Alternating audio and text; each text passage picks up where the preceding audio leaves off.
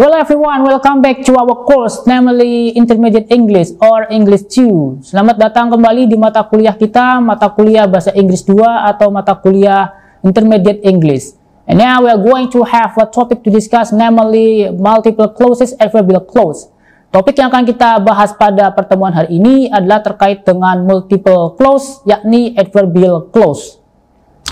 Okay, let's come to the definition. Kita masuk ke definisinya terlebih dahulu. Adverbial clause is a group of words that function as an adverb in a sentence.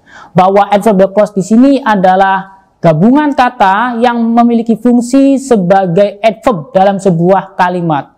Nah, untuk bisa memahami bahwa adverbial clause di sini adalah memiliki beberapa bentuk dalam kalimat, let's come to the examples. Please notice to the following example. Perhatikan semuanya ke dalam kalimat yang ada di sini. Kalimat pertama. Here we are visiting our uncle now. Kalau kita perhatikan dalam kalimat yang pertama ini, subjek kalimatnya itu adalah berupa kata we, kemudian verbnya adalah berupa kata are, dan our uncle di sini adalah sebagai objek. Sudah pasti karena subjek, verb, dan objek dalam kalimat ini sudah muncul, sisa lain daripada anggota kalimat ini adalah adverb. Cuma di sini adalah bentuk adverbnya hanya berupa kata saja. Karena memang di sini hanya menggunakan kata now, maka di sini adalah adverb yang bentuknya berupa kata. Berikutnya pada contoh yang kedua, di sini kita punya kata we visit our uncle every Saturday. We sebagai subjek dari kalimatnya, visit di sini sebagai verb daripada kalimatnya, our uncle di sini adalah verb daripada objek daripada kalimatnya, dan yang terakhir every Saturday ini adalah adverb daripada kalimatnya. Berbeda daripada yang sebelumnya, untuk yang contoh kedua di sini sudah melibatkan gabungan kata. Ini adalah kata pertama berupa kata every dan kata keduanya berupa kata Saturday. Sehingga ini kita sebut gabungan kata. Namun dalam gabungan kata di sini tidak ada unsur subjek dan tidak ada unsur verb. Sehingga ini disebut dengan frase. Sehingga dalam kalimat yang kedua di sini adalah adverbnya berupa frase karena memang tidak ada unsur subjek dan verb dalam gabungan kata every Saturday. Sementara dalam kalimat yang ketiga, di sini ada kalimat we visit our uncle after we have eaten breakfast and drunk milk. Kalau kita perhatikan dalam keseluruhan kalimat di sini subjek kalimatnya berupa kata we, sementara visit di sini adalah sebagai kata kerja daripada kalimat contoh ini, dan objek daripada kalimat ini adalah berupa kata our uncle. Lalu mana adverbnya? Adverbnya di sini adalah mulai dari after sampai kata milk. Kalau kita perhatikan di sini ada gabungan kata, ada kata after, ada kata we, ada kata have, dan seterusnya. Karena di sini ada lebih dari satu kata, maka kita sebut gabungan kata. Cuma dalam gabungan kata di sini ada kata after, di mana di sini adalah disebut dengan conjunction atau kata penghubung. We di sini adalah sebagai subjek dari klosa after sampai milk, dan have eaten ini adalah verb daripada klosa after we have eaten breakfast and drunk milk. Karena di sini gabungan katanya terdapat unsur subjek dan verb, maka ini yang disebut dengan klosa. Karena klosa dalam contoh ini berada pada posisi adverb, maka inilah yang disebut dengan adverbial clause. Sehingga sebagaimana tadi definisinya bahwa adverbial clause itu adalah klosa yang memiliki fungsi sebagai adverb dari sebuah kalimat atau sentence. Oke, yang perlu diingat adalah bahwa klosa adalah gabungan kata yang di dalamnya terdapat subjek dan verb. Let's come to the sentence breakdown. Sekarang kita masuk dalam penggalan kalimatnya. Kalau kita perhatikan, di sini ada contoh berikutnya. I will sign the check before you leave. Nah, dalam kalimat ini terbagi ke dalam dua buah klosa. Klosa pertama yaitu adalah dari I will sign sampai the check. Klosa yang keduanya di sini adalah before you leave. Nah, di mana pada klosa pertama yakni adalah I will sign the check, di depan subjeknya tidak ada kata penghubung. Karena di depan subjeknya tidak ada kata penghubung, maka di sini pasti adalah jenis klosanya berupa main clause. Sementara pada klosa kedua yakni adalah before you leave, Nah, di sini ada kata penghubung berupa kata before. Dan kemunculan kata penghubung ini dalam glosa itu adalah merupakan ciri bahwa di sini adalah berupa adverbial clause-nya.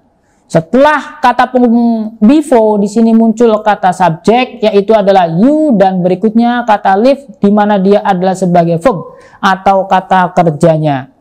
Karena di sini dalam klosa kedua, di depan subjek you-nya ada kata penghubung before, maka ini sudah pasti adalah sebagai apa? Klosa. Karena klosanya di sini adalah berada pada wilayah adverb, maka disebutlah dengan adverbial clause. Hal berikutnya yang harus diingat adalah bahwa ketika posisi daripada adverbial clause berada setelah main clause, maka tanda baca koma tidak dibutuhkan. Sementara sebaliknya ketika nanti kata penghubung atau adverbial clause itu muncul sebelum main clause, maka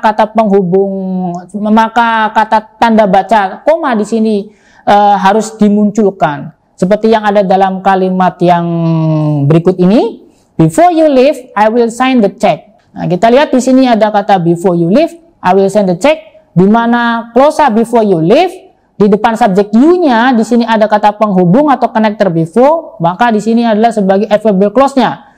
Adverbial clause di sini muncul sebelum main clause I will send the check, maka di sini kita memunculkan kata penghubung berupa koma, ya, atau tanda baca berupa koma. Berikutnya adalah masuk dalam jenis-jenis daripada adverbial clause. Jenis daripada adverbial clause di sini ada, yang pertama adalah time, yang kedua adalah cause and effect, contrast, direct contrast, dan condition.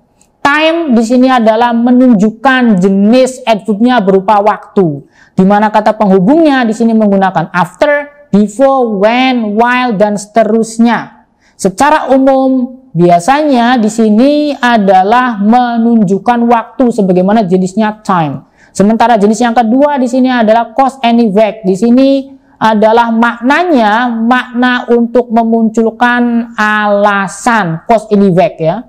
Maka di sini menggunakan kata penghubungnya berupa because, kemudian know that, dan since. Ingat, since di sini maknanya adalah bukan sejak, melainkan karena.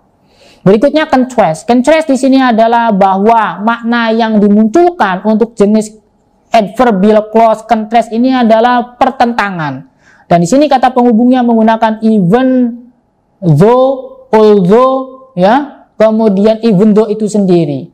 Berikutnya ada direct contrast, yaitu adalah while dan whereas, dan yang terakhir ada condition atau syarat, yakni di sini akan menggunakan kata penghubung if. Nah, di sini adalah contohnya dari adverbial clause of time. Sini kita munculkan salah satu contohnya menggunakan kata penghubung after. After she graduates, she will get a job. Kalau kita perhatikan contoh di sini, subjek dalam kalimat intinya atau main clause-nya itu adalah she. Kemudian verbnya di sini adalah will get, a job di sini adalah sebagai objek atau komplementnya. Nah, otomatis karena subjeknya sudah ada, verbnya sudah ada, objeknya sudah ada, ini adalah bentuk atau bagian daripada adverb itu sendiri. Cuma dalam hal ini adverbnya berupa apa? Gabungan kata yang di dalamnya ada subjek, yaitu adalah she, kemudian verb yaitu adalah graduate, sementara di sini adalah after. Ini adalah connector atau kata penghubung, di mana dia adalah after, maka masuknya adalah ke dalam jenis adverbial clause of time. Sebagaimana daftar yang sebelumnya ditampilkan dalam slide, ya, jenis-jenis adverbial clause. Berikutnya before. Nah, ini pun tidak jauh berbeda dengan after. Di sini hanya menggunakan kata penghubung yang berbeda saja. I will leave before he comes. I subject, will leave di sini adalah verb. Nah, before he comes ini adalah clause yang keduanya. Before adalah sebagai connectornya, sementara he subject dan verb di sini adalah verbnya. Maka udah pasti pernyataan before he comes ini adalah adverbial clause. Karena di sini menggunakan kata penghubungnya before, pasti adverbial clause of time. Ini adalah apa? Ya, yang disebut dengan main clause-nya. Main clause. Nah, berikutnya di sini ada jenis adverbial clause yang selanjutnya, yakni adalah adverbial clause cause and effect. Nah, di sini kata penghubung yang digunakan dalam contoh adalah berupa kata because, yang maknanya adalah karena. Karena di sini makna yang terbangun adalah makna untuk menunjukkan reason, alasan. He went to bed because he was sleepy. Kalimat yang berikutnya, because he was sleepy, he went to bed. Di sini ada dua posisi yang berbeda dari contoh yang sama sebenarnya. Posisi pertama, di mana di sini adalah adverbial clause-nya berada setelah main clause. Sebaliknya, pada contoh yang kedua, adverbial clause-nya berada sebelum daripada main clause. Ketika adverbial clause-nya sebelum main clause, maka koma dibutuhkan. Sebaliknya, ketika adverbial clause-nya hadir setelah main clause, maka koma tidak dibutuhkan. He went to bed because he was sleepy. He, subjek, when adalah verbnya, to bed sebagai adverb of time, adverb of place. Because di sini ada sebagai connector atau kata penghubung. He adalah subjek daripada clausa yang adverbial clause-nya. Was ini ada sebagai verb daripada clausa adverbial clause, dan sleepy sebagai complement atau adjektif daripada adverbial clause ini. Selanjutnya kita beralih ke jenis clausa yang berikutnya, yakni adalah adverbial clause of contrast. Contrast di sini adalah maknanya bertentangan. Kata penghubungnya menggunakan although, even though, while, dan whereas. Contohnya di sini, James went to school even though he felt sick. Even though James felt sick, he went to school. Perhatikan di sini ada dua clausa. Clausa pertama adalah James went to school. Clausa yang keduanya adalah even though sampai he felt sick. Di mana di sini subjek dari clausa pertama yaitu James, verbnya adalah when, sementara clausa kedua subjeknya di sini adalah he dan verbnya adalah felt. Di depan subjek ini di sini ada kata yang disebut dengan conjunction atau connector, maka udah pasti di sini adalah sebagai adverbial clause-nya. Sementara di sini di depan subjeknya tidak ada connector, maka sudah pasti ini adalah disebut dengan main clause-nya.